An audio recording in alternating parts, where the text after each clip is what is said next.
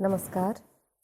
मैं डॉक्टर सरिता कुमारी, सहायक प्राध्यापिका, राजनीति विज्ञान विभाग, JN महाविद्यालय धुर्वा।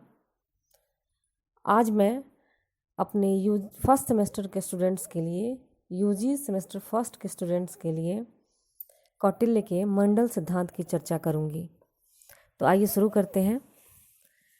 राज्य की सुरक्षा तथा उसके अस्तित्व को संरक्षित रखने के उद्देश्य से कौटिल्य ने अपने अर्थशास्त्र में मंडल सिद्धांत का विस्तार से वर्णन किया है। कौटिल्य ने अंतर्राज्यीय संबंधों का यह सिद्धांत आदर्श तथा वास्तविकता दोनों को ध्यान में रखकर इतना परिपूर्ण बनाया है कि यह सभी युगों के लिए प्रासंगिक रहे। कौटिल्य ने राज्यों के पारस्परिक संबंधों का स्वरूप निर्धारित करते हुए इस सिद्धांत की रचना की। उनका निश्चित मत था कि विजय की इच्छा रखने वाले राजा को यह कोशिश करनी चाहिए कि वह अपने शत्रुओं तथा उसके सहायकों की संख्या के अनुपात में ही अपने मित्रों व सहायकों की संख्या में वृद्धि करे, ताकि वह उन पर नियंत्रण स्थापित कर सके।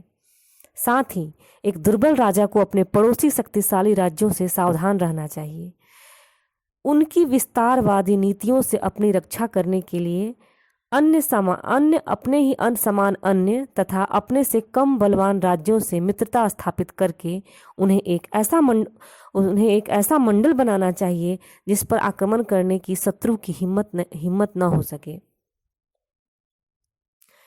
राज्यों के मंडल का एक व्यवस्थित तथा सर्वकालिक चित्र प्रस्तुत करते हुए कौटिल्य ने राज्यों की स्थिति एवं पारस्परिक व्यवहार की दृष्टि से मोटे तौर पर उन्हें 4 श्रेणियों में विभाजित किया। पहला विजिगीषु यानी विजय की इच्छा रखने वाला राजा, दूसरा शत्रु, तीसरा मध्यम और चौथा उदासीन। ये चारों प्रकार के राज्य एक ऐसे बृहद मंडल का प्रतीक हैं जिनके अपने अपने मंडल हैं। यहाँ हम बुक से देखकर एक पिक्चर ड्रॉ कर सकते हैं। मैं स्टूडेंट से कहूँगी कि वो अपने बुक से देखकर यहाँ एक पिक्चर डालें जिसमें राजमंडल की रचना दिखाई जाए। इसमें नीचे लिखें, प्रथम मंडल, इनमें स्वयं विजिगीषु, उसका मित्र और उसके मित्र का मित्र सम्मिलित है। द्वितीय मंडल, इसमें विजिगीषु का शत्रु, शत्रु का मित्र और शत्रु के मित्र का मित्र सम्मिलित है। तृतीय मंडल, इसमें मध्यम, उसका मित्र और उसके मित्र का मित्र सम्मिलित है। चतुर्थ मंडल, इसमें उदासीन, उसका मित्र और उसके मित्र का मित्र सम्मिलित है। इन चारों मंडलों के सहयोग से बृहद राजमंडल की रचना होती है। चूंकि प्रत्येक मंडल में 3-3 राज्य आते हैं, इसलिए बृहद राजमंडल में 12 राज्य आ जाएंगे। इन्हें राज्य प्रकृतियां कहा जाता है, यानी स्टेट एलिमेंट्स। विजिगीषु संपूर्ण प्रभुता का अभिलाषी होता है, इसलिए कौटिल्य ने उसे युद्ध अभियानों की छूट दी है, जिससे कि वह हर संभव साधन के द्वारा अपने पड़ोसी राज्यों से आत्मसमर्पण करवा सके और ऐसा कराकर वह सर्वोच्च राजा की स्थिति को निर्विवाद रूप से प्राप्त कर सके। सही स्थिति तथा सही समय पर आक्रमण करके विजिगीषु राजा न केवल अपने उद्देश्यों को प्राप्त कर लेता है, बल्कि राजाओं के मंडल में सत्ता संतुलन बनाए रखने में भी सफल होता है। ऐसा करते समय उसे इस बात का ध्यान रखना चाहिए कि जैसे अन्य राज्यमंडलों से घिरे हैं, उसी प्रकार वह स्वयं भी अनेक राज्यों से घिरा है, जिसमें उसके मित्र भी हैं और शत्रु राज्य भी हैं और उदासीन राज्य भी हैं। अब उसके मंडल का जो वर्णन किया गया है, उसमें विजिगीषु राजा का अन्य राजाओं से संबंध का वर्णन किया गया है। उसे हम इस प्रकार बताएंगे। इसमें पहला राज्य अरि होगा, जो विजिगीषु का शत्रु, दूसरा मित्र यानी विजिगीषु का मित्र, तीसरा अरि मित्र यानी विजिगीषु के शत्रु का मित्र, फिर मित्र मित्र, चौथा मित्र मित्र, विजिगीषु के मित्र का मित्र, पांचवा अरि मित्र मित्र, विजिगीषु के शत्रु के मित्र का मित्र। कौटिल्य के अनुसार राजमंडल में जब विजिगीषु अपना अभियान शुरू करता है, तो उसके पीछे की ओर के राज्य भी शत्रु या मित्र की भांति उसका गमन अथवा पीछा करते हैं। पीछे के राज्यों से उसका संबंध इस प्रकार होगा। पहला पर्शनिग्राह, पीछे की ओर का शत्रु राज्य, दूसरा आक्रंद, पीछे की ओर का मित्र राज्य, तीसरा पर्शनिग्राहसार यानी पीछे की ओर से शत्रु का मित्र राज्य, और आक्रांदासार, पीछे की ओर के मित्र का मित्र राज्य। इन राज्यों के अलावा 2 अन्य प्रकार के राज्य भी हैं। पहला मध्यम राज्य, इस राज्य की सीमा विजिगीसु तथा अरि दोनों से सटी होती है तथा यह दोनों की अपेक्षा अधिक शक्तिशाली होता है। दूसरा, उदासीन राज्य। यह राज्य विजिगीसु, अरि तथा मध्यम तीनों से अधिक शक्तिशाली होता है। इस राज्य का प्रदेश उपर्युक्त तीनों राज्यों की सीमाओं से परे होगा, यानी दूर होगा, लेकिन वह इतना शक्तिशाली होगा कि उसकी अनदेखी नहीं की जा सकती। यह तीनों राज्यों से जब चाहे संधि कर सकता है या जब चाहे अपनी संधि को तोड़ सकता है। विजिगीसु राजा की सीमा से लगा हुआ राज्य स्वाभाविक शत्रु होगा, अर्थात प्रकृति अरि होगा। राजा के अपने ही वंश से उत्पन्न दयाभागी सहज अरि होते हैं। स्वयं के विरुद्ध होने अथवा विरोध करने पर जो शत्रु होता है वह कृत्रिम अरि कहलाता है। और विजिगीसु के राज्य से एक राज्य को छोड़कर उसके बाद का राज्य स्वभावतः मित्र राजा होगा, और विजिगीसु का ममेरा या फुफेरा भाई ये सभी सहज मित्र होंगे।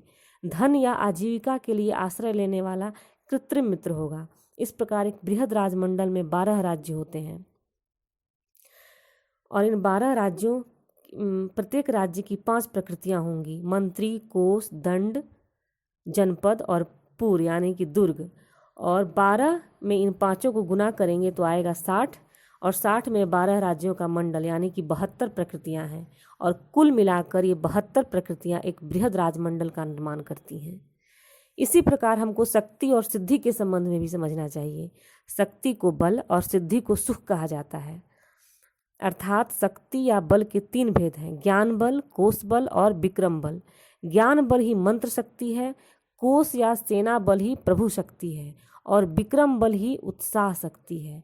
इस प्रकार सिद्धि के भी 3 भेद हैं: मंत्र सिद्धि, प्रभु सिद्धि, उत्साह सिद्धि। मंत्र शक्ति से होने वाली सिद्धि मंत्र सिद्धि है, प्रभु शक्ति से होने वाली सिद्धि प्रभु सिद्धि है, और उत्साह शक्ति से होने वाली सिद्धि उत्साह सिद्धि है। इन शक्तियों से संपन्न राजा श्रेष्ठ, उससे रहित राजा इन शक्तियों से रहित राजा अधम, और इन समान शक्ति वाला राज्य मध्यम कहा जाता है।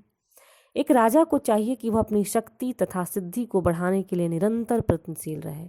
जो राजा स्वयं अपनी शक्ति सिद्धि को बढ़ाने में असमर्थ हो, वह इस कार्य को अपने अमात्य आदि द्रव्य प्रकृतियों के द्वारा या अपनी सुविधा के अनुसार संपन्न करे, और दुष्ट तथा शत्रु की शक्ति सिद्धि को नष्ट करने का प्रयत्न करे।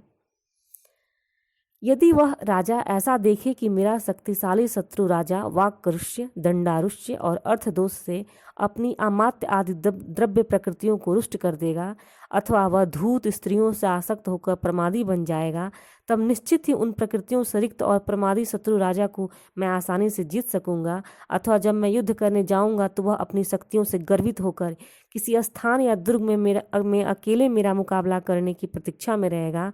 ऐसी स्थिति में मेरी सेना से घिर जाएगा तथा उसको मित्र या दुर्ग से कोई सहायता नहीं मिल पाएगी, और तब मैं उसे आसानी से जीत लूँगा। अथवा वह बलवान शत्रु राजा अपने दूसरे शत्रु का उच्छेद करके ही रुक जाएगा, अथवा किसी दूसरे बलवान के द्वारा शत्रु करने पर मुझे छिन्न शक्ति देखकर मुझे मध्यम राजा बनाने की अभिलाषा से वह मेरी सहायता करेगा। इस प्रकार की विशेष स्थितियों में वह शत्रु राजा की शक्ति सिद्धि की संभावना करे।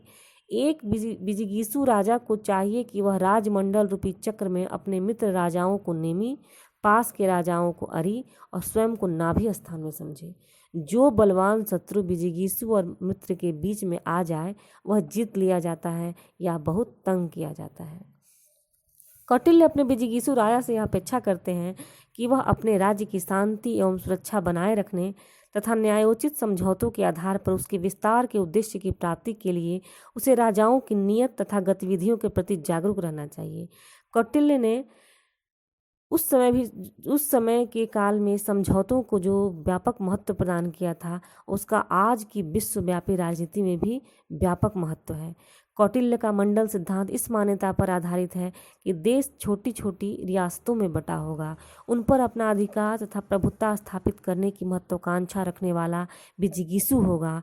यह मान्यता न केवल प्राचीन भारतीय राजनीतिक व्यवस्था में बल्कि आज संयुक्त राष्ट्र संघ की मौजूदगी में वर्तमान विश्व व्यवस्था में भी प्रासंगिक है। अब इस मंडल सिद्धांत को क्रियान्वित करने के लिए कौटिल्य ने इस अंतर्राज्यीय संबंधों के निर्वहन के लिए 4 उपाय बताए हैं: साम, दाम, दंड, भेद। इन साधनों के द्वारा विजिगीषु राजा अपने उद्देश्यों की सिद्धि करता है और अपने लक्ष्य की पूर्ति कर सकता है। अधिक शक्तिवान शत्रु के साथ साम और भेद का प्रयोग करना चाहिए। समान शक्ति वाले शत्रु के साथ साम, भेद और दंड का प्रयोग करना चाहिए और अपने से कम शक्ति वाले राजा के साथ केवल दंड का प्रयोग करना चाहिए।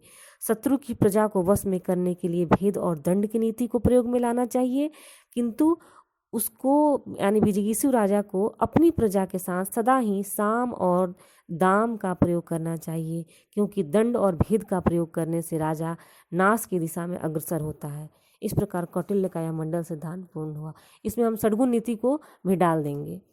धन्यवाद।